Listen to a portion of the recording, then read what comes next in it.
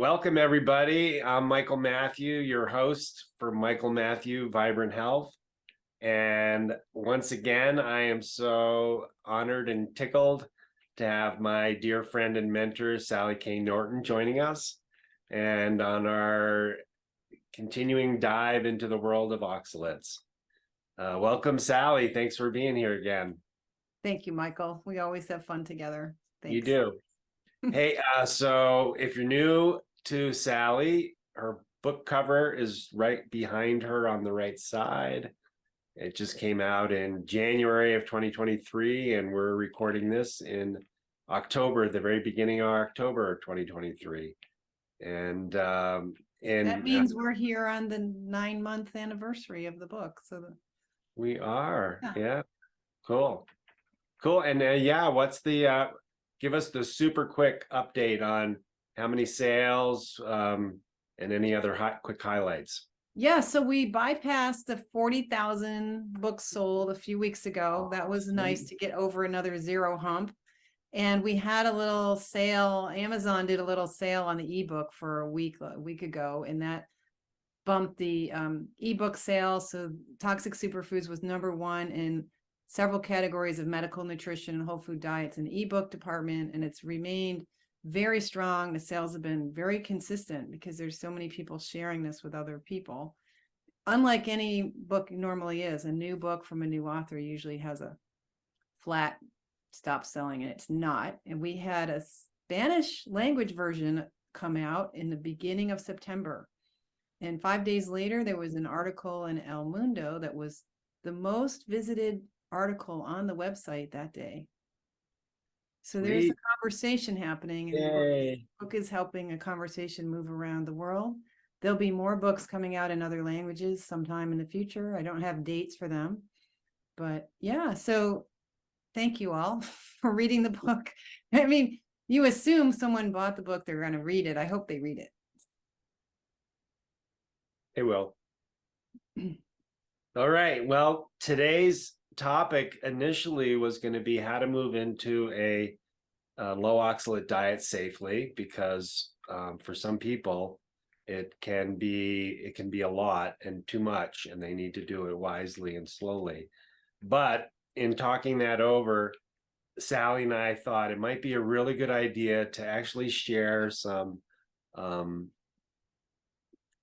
don't know if case study is the right word we want to use, but to share some of both of our client stories who moved into healing, but how that healing comes can be so different. For some people, it's totally easy.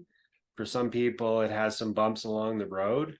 And then for some of us, I'm one of those extreme people who, our health had been suffering for years.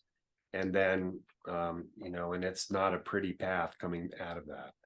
So we're going to share a few stories from, that we both, some of Sally's clients, she's going to share a few, I'm going to share a few, and we're going to kind of cover a range of experience for those people healing.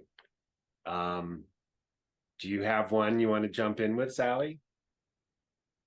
Well, from the easy peasy, oftentimes it's pretty remarkable how quickly someone gets relief, which is really a significant observation, a scientific observation. So one of my early followers started coming to everything I did here and where I live, because I was doing free talks at the local health food store and doing a free support group monthly meeting in person at the libraries or various locations.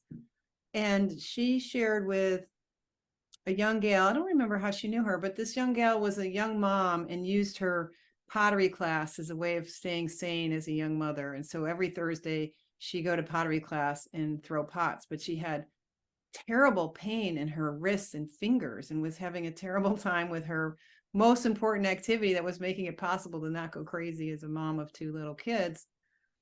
And Kathleen asked her, "What are you eating?" And it turns out she was doing like a box of almond milk most days, snacking on it as her snack, and sometimes having handfuls of almonds. And so Kathleen said, just try no almond milk and no almonds. And within a week, she's fine and back to pottery class and feeling great. And the woman just could not believe it was the almonds. I ended up speaking with her. Kathleen gave me her phone number and I spoke to her, and I think she remained a little bit skeptical about it, and was certainly happy to be able to do her pottery class. And her long-term experience with staying away from the almonds, I have no idea where she took it. And this is often the case where you can help someone out with a simple tip. Try getting off the almonds and see what happens. And as I would say, that's kind of a classic situation now where it's so easy to overdo almonds because they're easy snacks. They're available in snack foods. They're available as just whole nuts. They travel well. They're highly available anywhere. They're also put into baked goods now, and you can use them to make baked goods and buy these baking mixes for, low carb, this and that. And almond milk is even in the gas station. So that you can hand out a tip and you can see a quick response. And so we often see this acute benefit for at least a few days at bare minimum. You could tell that you're less inflamed and less pain, better sleep, those kinds of things. That's awesome. Yeah. Almonds and people. Yeah. I watched somebody who's a big name out there. I'll leave it out, but demonstrating how to make almond bread at home. And it looked awesome, and I bet it tastes awesome. Yeah, almonds taste good. Yeah. Rice and marzipan. So in another case, I had a gal who was at my yoga studio, and we just knew each other by face mostly, hadn't chatted that much, but she was in the locker room complaining that she couldn't stay in the yoga room for the full 90 minutes because she'd have to run to the bathroom. And I said, "What are you eating? Are you happy to eat a lot of almonds or spinach or sweet potatoes?" She goes, "Yeah." I said, "Come to my house." And so she did, and she brought all her tests, and we sat for 2 hours going over her tests. And I gave her lists of low oxalate foods and sent her on her way. Clearly, she had been poisoning herself with almonds. She had developed a fecal incontinence problem. So she was having uncontrolled bowel movements that were numb. She couldn't even feel them happening. She lost sensation, and she said she was having 8 to 10 accidents a day, carrying a diaper bag, throwing out underwear, and she'd be out in the world and she'd see a woman with a baby and think, that woman needs to change that kid's diaper. It smells terrible. That was her. She couldn't help that she'd soiled her pants. She couldn't even feel that. So that's how bad it was. And 3 days after she came over to my house, I got a text from her, and she said, "I'm not in the bathroom."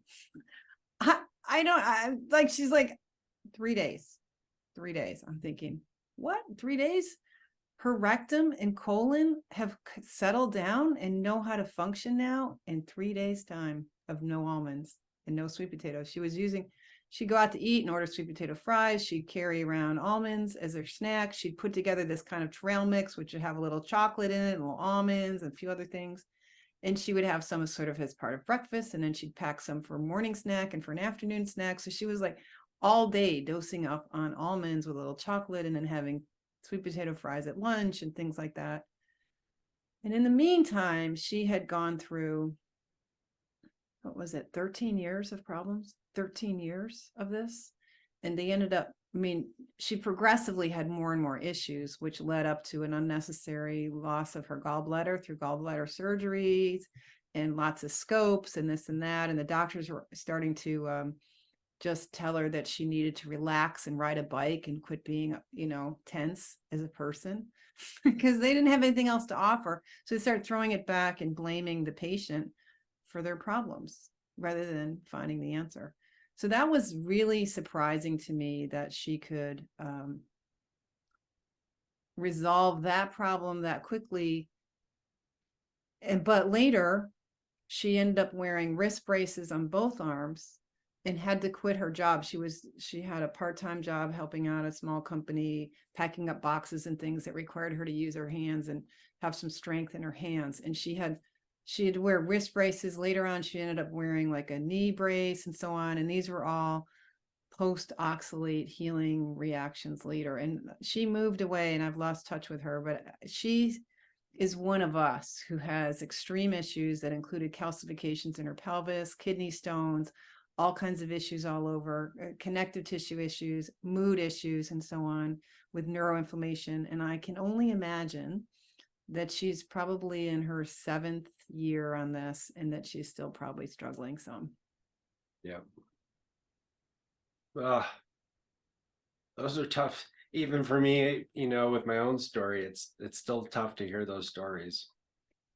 Right. It's not normal to take any joy in watching someone else suffer and the No. things we go through, the expenses and the inconvenience. And in this case, this woman started having these problems when her daughter was 2 and her Yeah. son was, I don't know, maybe 6 or 7 at the most. And so she would have to run to the bathroom when they were out at Chuck E. Cheese's or out at a restaurant, you know, and she'd have to drag her 2-year-old with her for the 2-year-old safety. She'd have to bring her son with her to not abandon her children. She'd get arrested for that.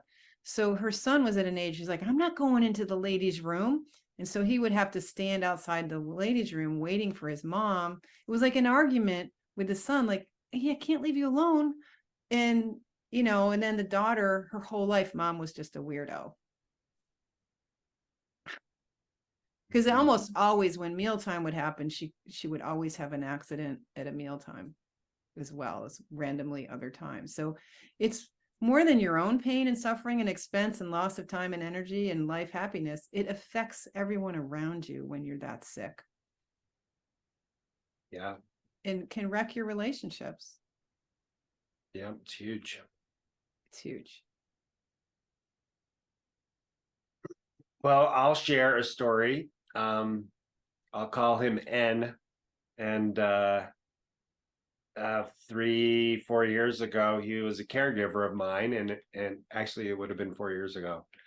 And it was shortly after I got introduced to your work, and I was listening to your videos of you getting interviewed all the time. And so we were in the bathroom, and N was helping me, but also listening to the video. And when we start going back to my room, he's like, do you think spinach could cause stomach pain, Michael? And I was like, yeah, absolutely. I said, it's got so many oxalates in it. It's like little pieces of glass going down your GI tract. So yeah, it can cause a lot of pain. And he's like, wow, you know, every week I eat 2 of those big plastic boxes of spinach. And he said, and I get one of those smaller boxes that has those baby greens. And I said, oh, you mean the ones that have those real colorful leaves in them? And he's like, yeah, yeah. And I said, oh, yeah, those are baby spinach and baby chard and baby beet greens and baby kale. And I said, yeah, they're all really high in oxalates too. And he's like, oh, I've just been having all the stomach pain for months now.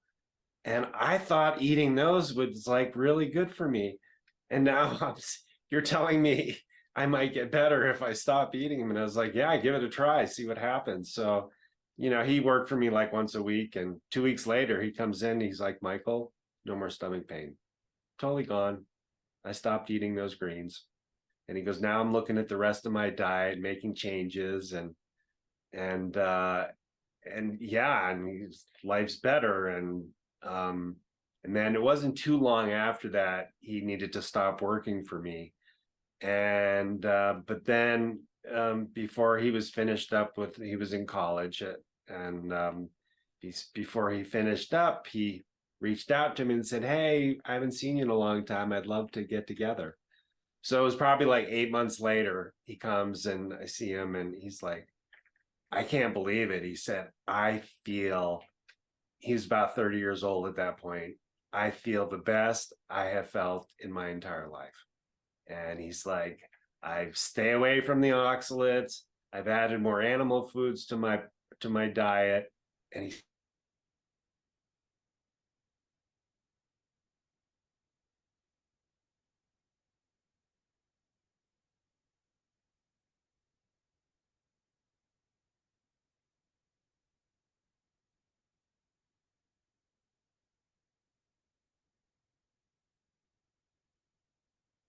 I just feel awesome. I put on, oop, are you there?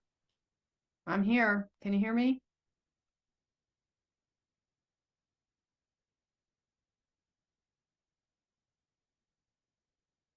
Hmm.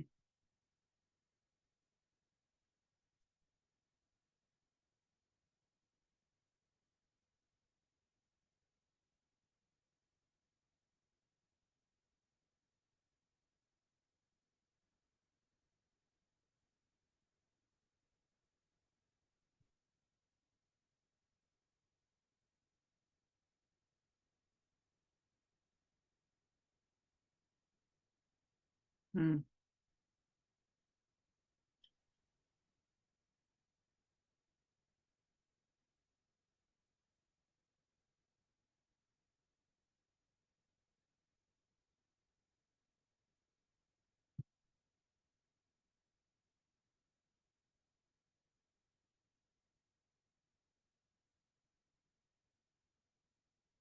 Are you there, Sally? Yep, I'm here.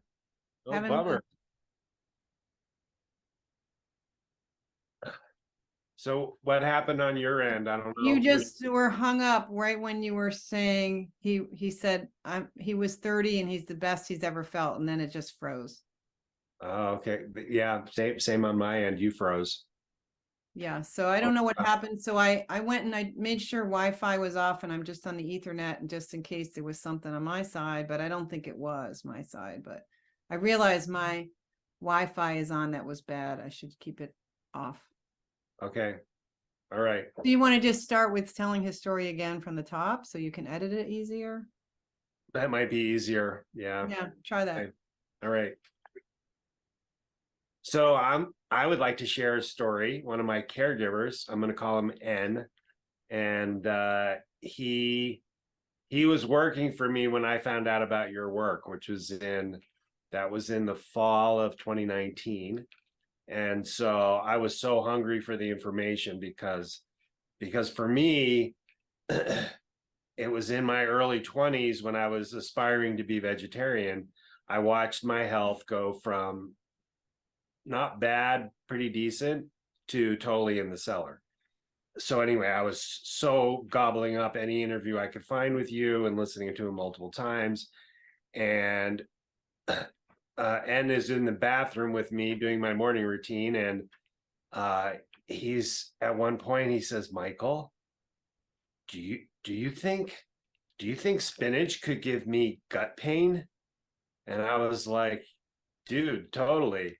It's full of oxalates. It's like little microscopic pieces of glass, and they're just bouncing down your gut, causing damage.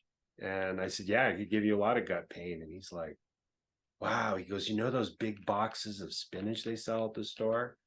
I said, yeah. And he goes, well, I eat 2 of those a week. And and I was like, wow, that's a lot of spinach in a week. And he said, yeah, well, and then you know those smaller boxes with the baby greens? I said, yeah, you mean the ones that have baby spinach, baby chard, baby beet greens, and baby kale? And he said, yeah. He goes, I eat one of those a week too. And I was like, oh man, yeah, you got to stop eating those. And he's like, yeah, I'll give it a try, of course. So 2 weeks later, he comes back to work one morning and he's like, Michael, I got to tell you, he goes, I stopped eating the spinach and those baby greens, and within less than 2 weeks, the pain's totally gone. And he goes, my gut feels fine. And then he stopped working for me. School became too much, and but he reached out like over the next summer, and he said, hey, I'd love to see you. I haven't seen you for so long. I miss you. And he comes in, he looks, he always looked great, but he looked great. And he's like, Michael, he said, I got to tell you, he said, I'm so grateful. He said, I've stopped all the oxalates. I've added more animal foods to my diet, and I feel the best I've ever felt in my entire 30 years. And I'm putting on muscle mass. Just everything feels awesome. It's just amazing. And so there is a story of someone who hadn't totally trashed his health yet by any means. So he came out of the whole thing really quickly. And they, Imagine if someone had tipped us off when we were 30, better yet, when we were 20. or 5. Exactly. Imagine if I could have like rocked it through my junior high and high school years instead of being underweight and bone deformation problems, and then as I got into high school I started having joint problems and pain. Yep. Living on peanut butter and Yep. Wheaties. Yep. Chocolate. Yep. And potatoes. Yeah. Chocolate potatoes. And that's just the usual stuff. Just the everyday Jif and potatoes everywhere diet that we all tend to do. Yep. Yeah. So should we, you shared one story of at least initially someone had easy stuff, but then it got hard for that person. Yeah. Do you want to share maybe like a more medium level of severity? Do you that pop to mind? And if not, I do. Yeah, well, you've probably got some too. And I'd say some of the medium ones are, again, this lack of awareness that when you stop eating the oxalates, the body has a real interest in de-accumulation, because oxalic acid grabs minerals in the body and sets up crystals in tissues like your thyroid and your bone marrow and so on, and your tendons and your eyes. And the body wants them gone.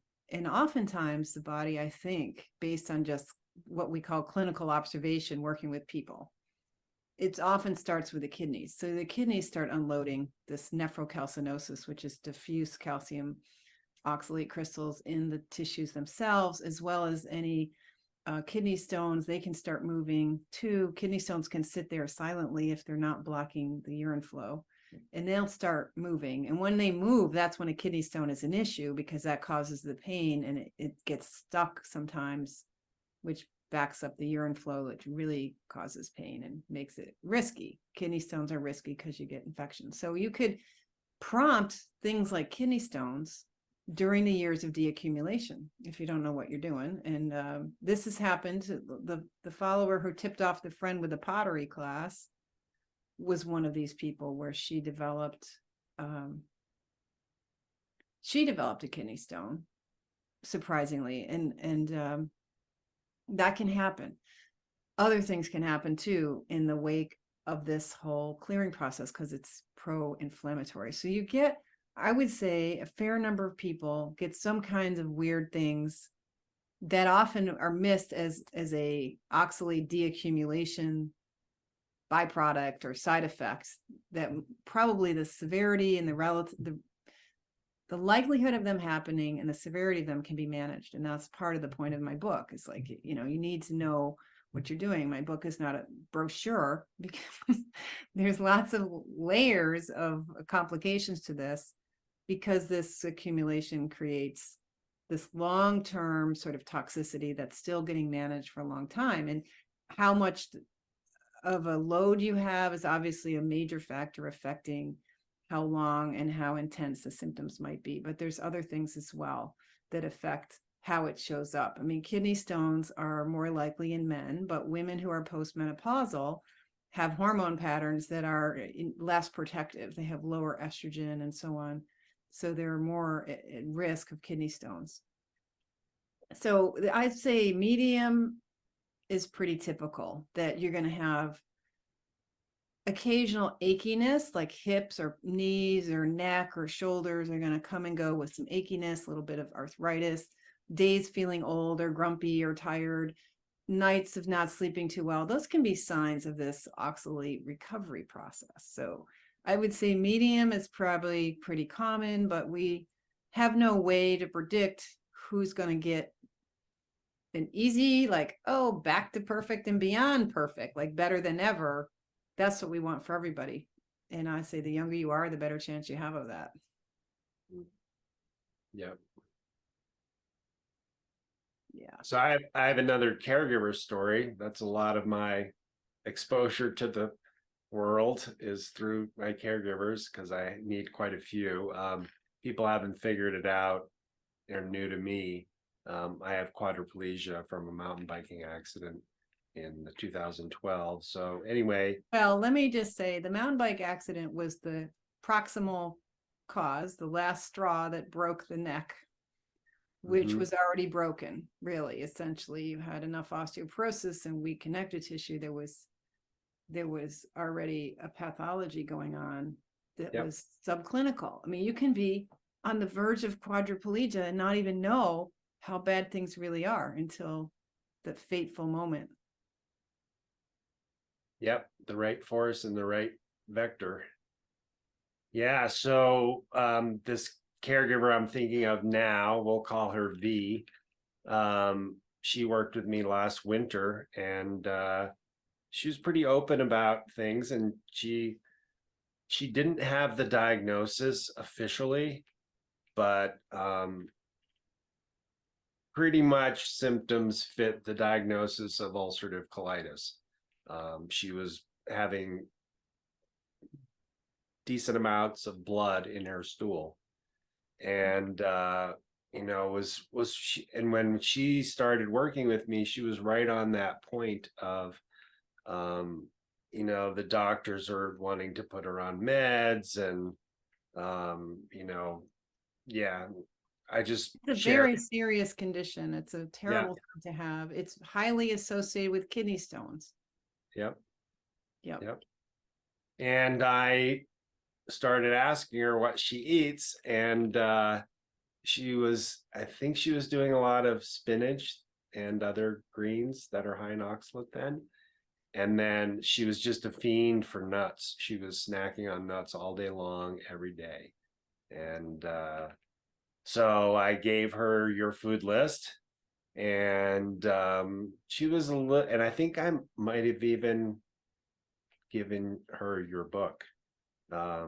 Anyway, um, she was a little slow on keeping me abreast of her symptoms, and she was playing around with other things like acupuncture and things. And anyway, at one point, about a month later, I said, "So, how's it going?" And she said, "Oh, she said, I'm hardly ever getting bloody stools anymore." And she said, "And I have found," she said, she had a lot of trouble letting go of the chocolate. But she had found the correlation. There was times, early on when she would eat some chocolate, and then within a few hours she was on the toilet with blood coming out.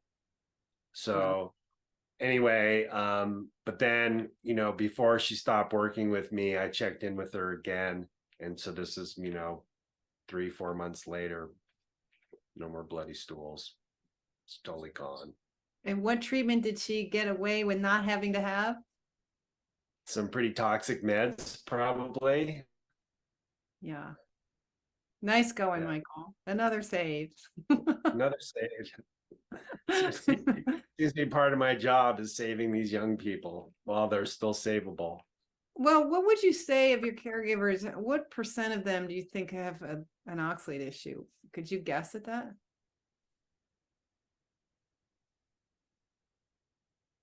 Because they don't tell you their health problems most of the day, probably. Most of them don't. The longer they're around me, it all depends on how open they are and how much they connect in with me, and or ask me questions, and then share their own stuff. I wouldn't be surprised if it's as high as 50%, actually. Yeah, That's pretty high. because I don't have to tell you, but so much of that younger Oh, generation is, they're all about, whether it's spinach smoothies, or being vegan or vegetarian, or they're obsessed with certain foods like chocolate or nuts. just culturally, we're doing that generally, aren't we? And then they're in the health field or heading to a health career, so their ears perk up on health information and they'll follow it probably as best they want to, right? Yep. They're Yep. prone to their youth, the current food culture, and their openness to health advice is setting them up. Yep. Yep. Yeah. And I'm thinking of another one. We'll call her X. And it was the same time as that guy N I mentioned previously. Similar thing, all about the greens, and I think she was living at home with her mom because they lived close by, and mom was way into the greens, and she was complaining to me of stomach pain, and in her case, she started backing off that stuff and found some improvement. But then she stopped working for me because it really seemed like observationally that her body went into some pretty big dumping, and then she stopped working for me because she was in discomfort. Too sick to work. Yeah. And then a few months went by, and she allowed me to put her on my list of backup people, and then she filled in once, and she's like, yeah, I'm doing a lot better now. But she went through a rough period pretty quickly after slowing down on the oxalates. Yeah. And then for me, that brings up another caregiver who was more like 4 years ago. She explained that her health was not good most of her life. Her whole family were all carboholics, lots of carbohydrates, and so like cereal for breakfast, peanut butter and jelly sandwich for lunch, and pasta for dinner. So she was undernourished, not only poisoned with oxalates, but also undernourished. And I can't prove this, but um, she had to get surgery in her upper teen years because she was having so much trouble with hip dislocation. And what they discovered was that the ball of her femur was too big to fit into the hip joint. And so they actually had to shave the ball of the femur so that it could fit properly inside the joint. And anyway, So a problem with growth. Her pelvis didn't yeah, grow properly, yep, which happens with this calcium deficiency, mineral deficiency, protein insufficiency, yep, and oxalate poisoning will yep, cause deformities in the bone structures, and you'll get a narrower pelvis in a girl or underdeveloped bones, and yep, you'll get softer bones. yep. Yeah, and so she complained of having lots of fatigue and headaches, and um Mm. my brain's skipping for a second. She'd get sick all the time, and then once she started working for me, she had just recently gotten a diagnosis of mast cell activation syndrome. Mm. And then the hits kept coming in her case. Then around that same time, they did a bone density scan, and here is a beautiful 20-year-old woman who finds out she has pretty advanced osteoporosis. I mean, that's just so wrong at that age. And then shortly into Predictable, though. what's that? Predictable. Sure. Yeah. And then she started having nausea that was getting bad, and every time she ate, and they did a CAT scan or ultrasound, and they found out she had splenomegaly, which is a really enlarged spleen. And the spleen, if you don't know, it's on the left side of the body, just to the left of the left kidney, and on the back side of the stomach. So her spleen was so enlarged, it was affecting the workings of her stomach, and probably the gastroesophageal sphincter, and maybe the pyloric sphincter as well, because it was just pressing from the back. Mm. And hearing the things that she was hearing, just being around me, we started talking more, and she decided to change her diet and started eating a lot more animal foods and backing off the oxalates. And literally within 3 weeks, she had so much more energy than she had ever had in her entire life. She stopped drinking coffee, and her energy was clear, her mood was better, her focus on schoolwork was better. Everything was just changing so quickly. She within 2 months, she said, Michael, I by far feel the best I've ever felt in my entire life. And she said, I had no idea that nutrition could be so important. And that's the way, unfortunately, it's the way we get trained in this country is it seems like it should be this separate thing. But anyway, she just had massive changes. And then by the third month in with her diet change, and not surprising to somebody who knows a lot about oxalates, is we learn along the way from you and from others that, and people who are farther down the path, that places where we had surgery or injury can accumulate lots of oxalates. And she had those 2 hip surgeries, and then suddenly she started having lots and lots of really intense low back and hip pain. And I coached her as best I could. But unfortunately, at some point, I don't know if she was, I can only make up stories, so I don't know. Did she get upset because I kind of guided her along this path? But she went into the tough side of healing, and then she stopped communicating with me. So I've lost touch with her and don't know where she's at now. But initially, the amount of positive changes she had was immense. And it's really sad.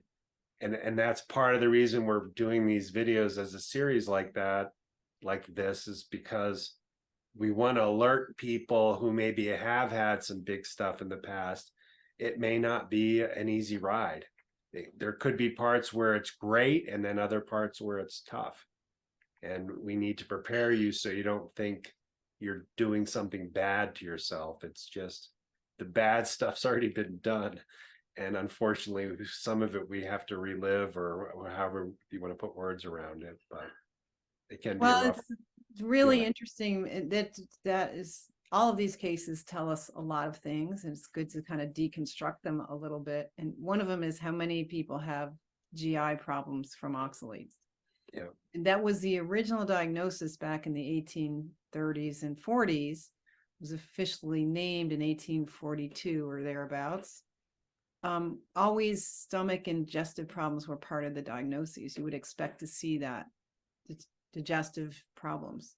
But then the other thing is what I see with so many of my clients, and I experience myself, when the body gets into this healing mode and is cleaning house, it's exhausting and it limits your energy that you have, especially for people. I find people go into sort of social withdrawal as a phase in the first year or two, sometimes, usually often in the first year. But when they start getting into these symptoms that have to do with this recovery work that's so hard in the body, is they become unable to really cope with people. It's too much for them, and they just kind of withdraw socially, and they're content to be by themselves more and don't make a real effort to reach out to people because they just don't have the stamina for it anymore, temporarily. I mean, they'll come back later, but it's not surprising to see these changes in, it's sort of a brain function issue, and it may be also an energy crises where you can only deal with so much anymore for a while. Yeah. Yeah, and to throw in one more piece in regards to what you're talking about with this last caregiver I brought up, S, and she was super, super tight friends with another of my caregivers, and that's how she met me. And then things, what's the best way to put words around it? She started having trouble with this super close friend, and she cut off that relationship as well. And so, clear example of how this unfortunate oxalate toxicity stuff can really create psychological, emotional, mood issues for us, where, like you said, it can be hard to keep relating to people. For sure. It's a neurotoxin. And the inflammation that you engender or that gets stirred up by the oxalate removal process is neurotoxic. It's called neuroinflammation, and oxalate almost always throws us into neuroinflammation. And it can show up as this tendency to want to socially isolate. It can show up as problems with motivation, like you can become very apathetic when you've got neuroinflammation going on. So you lose your juice for things like your to-do list is not exciting. Nothing's exciting. Your kid's birthday party, nothing's stoking you and getting you motivated, and your future is dark. Usually there's this prediction of an ominous future. That hip pain means she's going to have her legs cut off, really dramatic things that your brain will say back to you. When it's inflamed, you can get panic attacks, depression, but this loss of affect, this loss of emotional juice is almost universal part of the recovery process, and it can be part of the illness itself. I've been amazed, truly unexpected, so many things I've learned by teaching, hearing back from people how this information is helping them, how many people feel like this was the 100% answer for their chronic anxiety, their depression, various mood issues gone. And some people, I think they genuinely feel much better all the time. And other people have to go through this period, maybe in year 3, like after down the road a little while, a period of loss of emotional excitement in life, more of a depression state. So you can have this neuroinflammation come and go. And it's one of the signs of oxalate clearing. Can be a loss of mental energy, a loss of cognitive abilities, where you kind of lose your ability to spell or type or whatever. You lose eye-hand coordination. That's another form of neurofunction that you can lose. You can also get nerves that are just wired and on, interferes with your sleep, or causes restless legs, or causes other kinds of spasms. And often, spasms can be in the colon. That's the kind of thing that creates that spastic colon that created the fecal incontinence, was really the neurotoxicity of the almonds and chocolate that she was eating all the time. That's really a neurotoxicity in sort of a peripheral nerve versus the brain, which is the central nervous system. But we get brain effects. Of course, oxalate gets into the brain, the face, the head, the meninges, and the circulatory system that serves those tissues. So it can be pretty unpleasant. Yeah. Yeah. I think about, for me, so early summer, late spring of 2022, I had an old buddy from college came to visit, and we were hanging out, and I just had this moment of like, oh my God, I feel like old me is coming back. And you could easily say, well, the trauma of quadriplegia is enough to send anybody off into the ethers and faraway places. But it was, it was, at that point I was 7 years post injury. No, nothing. No, you're maybe So I was 10 9 years. or 10. Yeah. 10 years post injury, but 3 years into carnivore low oxalate eating. And anyway, it was profound, that shift on that level, both the way my brain was just working. It's like I'm always been a curious, inquisitive, look at the big picture kind of person, as well as be an engineer and get into details. But it was just, it was the feeling of enjoying the way my brain worked, as opposed to like working so hard and being in the fog so much of the time. And that, but there was also just the spirit of myself that I always loved. And some of it went away with, with the injury, but it was more than that. It's like I was getting glimpses of like way back when I enjoyed life and I looked forward to what was possible. And that started coming to me. And then the other thing that happened, as that summer went on and I found other low oxalate people on Instagram, um, I started, huh,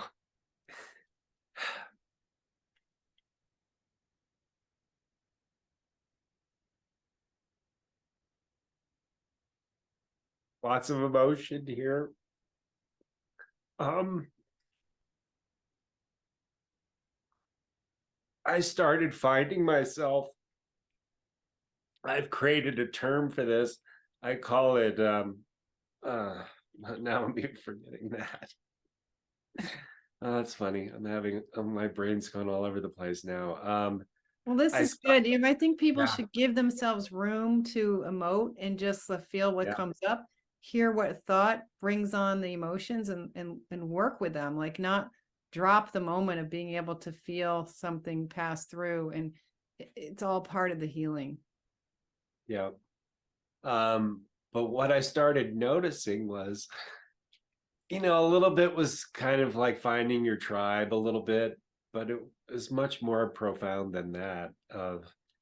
I was noticing and communicating with some of these folks that even them sending, like, I'd say something and them sending a sweet little emoji, and I was having this total, I started using the term gratitude attack, where I was just like overwhelmed with just sweetness of just like the simplest act of kindness. And it really, I started talking to people about it because it was so profound. And then last winter it went away. And then towards late summer again, this just recently, it started showing up again. And it's like, and I just knew, and you just know it inside. It's like, this is a profound sign of healing.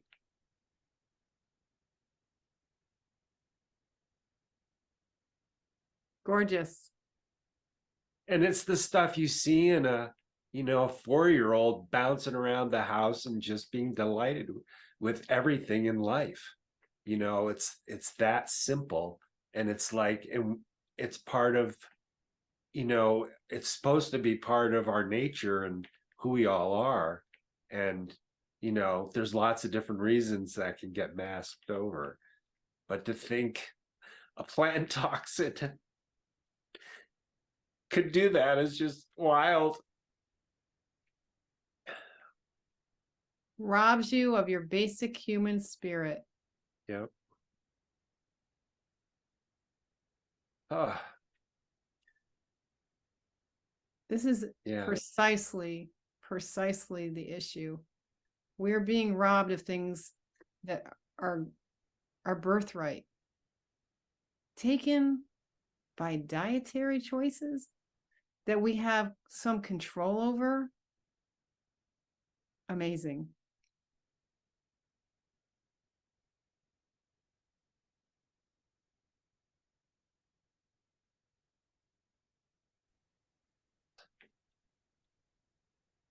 Are you back now?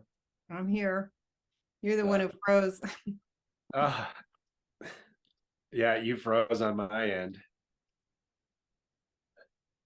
Just wondering, should we have you say that again so it gets edited? Okay. Sure. I'm not right sure where I started off, but it's, Basic human right. yeah. A dietary choice could take away your basic birthright for joy. For this, the essence of life is to feel this fountain of energy, gratitude, and joy. And a dietary choice can rob you of that. That's really something. And that's exactly what we're witnessing as a community. Yeah. So I Something. think your story of finally knowing joy again and knowing your brain again. I mean, what an arc that is for us to share with other people who are, there's so much despair right now.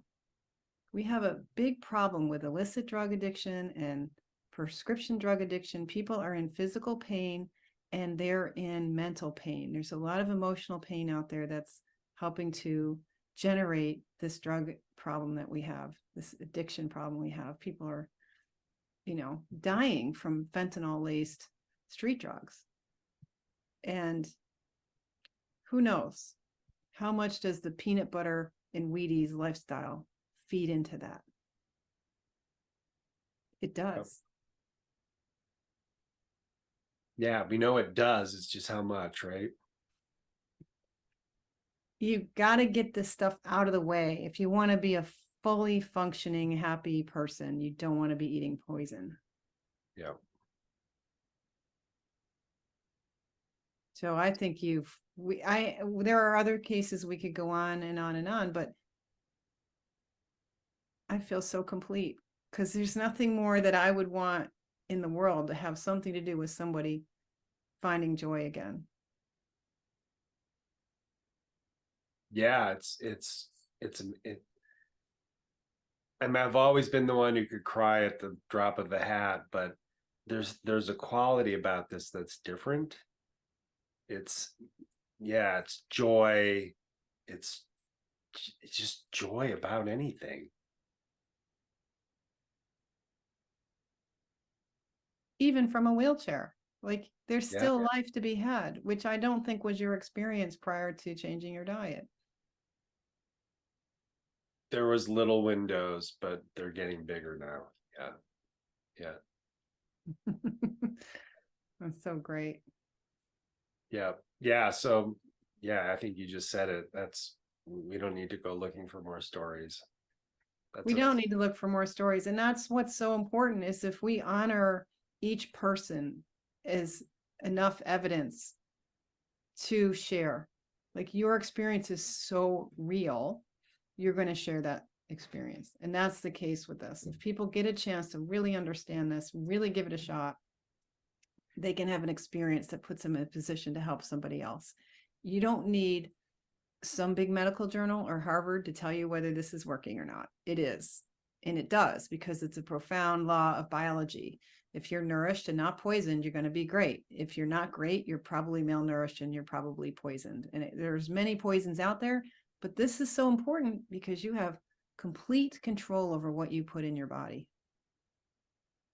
Yes.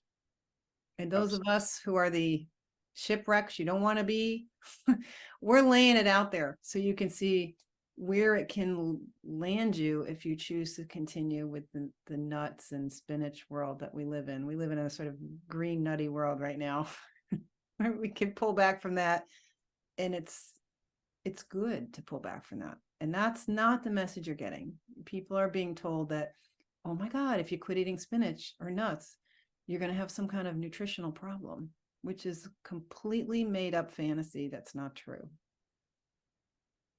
So thank you, Michael, for this opportunity to share and sharing your story, because people just adore you and they love hearing about it. Well, and it makes me wonder, how much more is possible? Has my essence, for lack of a better word, how much has it been squelched most of my life?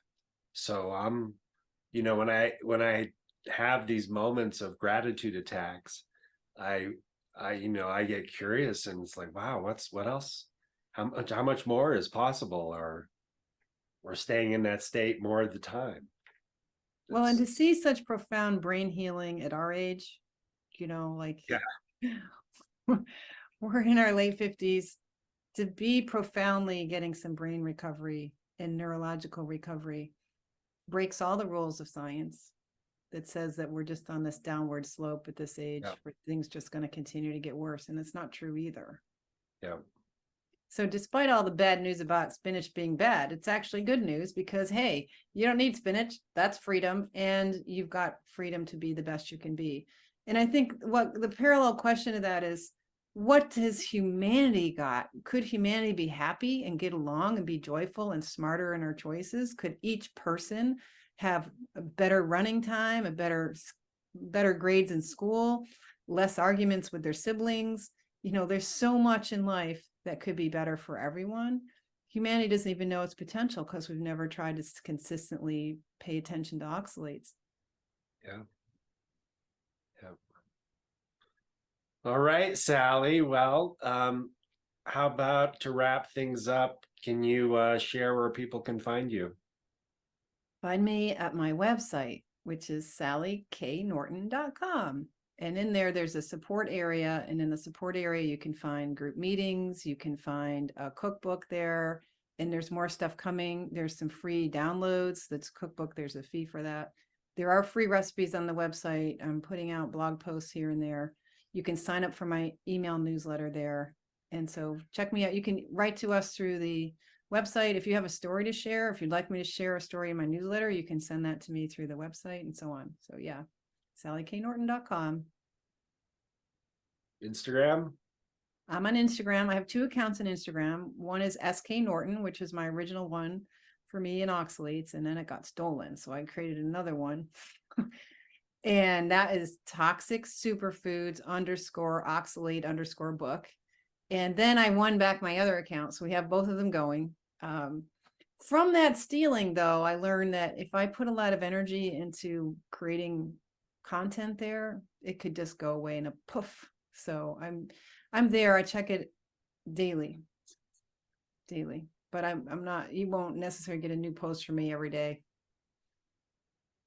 But yeah, come see us on Instagram. We have a good time on Instagram. We have a lovely group of people who are trying to share and reach out. We have the ex-oxaholics who've developed their oxalate swag. You can get a t-shirt and a hat and a bag and an apron and a towel and who knows what else. They've got gear so that you can wear the message, have this conversation with the poor guy who's buying the 2 boxes of spinach every week and say, hey, do you realize that that's way too much spinach for a human being? Buy this lovely romaine over here. Isn't this beautiful? You can just wear this shirt and have conversations. You can be touring the Washington Monument and have a conversation. So their idea is that anyone can be an ambassador, bringing people's awareness to this idea that too much oxalate will get you into misery of some kind or another. Cool. And then your website, or we talked about this before, your YouTube channel, you're just starting to do a lot of shorts. And yeah, we started to do better little 1 minute. So you might go through those 1 minute videos and find a little something that can help somebody. So it's part of the ambassador process. If someone has 1 minute of attention, you can cut a deal to get a whole minute of their attention and try one of the shorts and see if it gets them interested in the topic. And on YouTube, we can find you at Better with Sally K. Norton. Better with Sally K. Norton. Awesome. Awesome. Thank you. Well, yeah, of course, Sally. Well, as always, it was always lovely to have the opportunity to hang out with you and talk things through. So until next time, and I think next time we are going to shoot for off of this one, going into how to a little more details on how to do a low oxalate diet safely. Excellent. All Cool. right. I look forward to that. Yeah, me Hugs. too. Look forward to seeing you all then. See you later.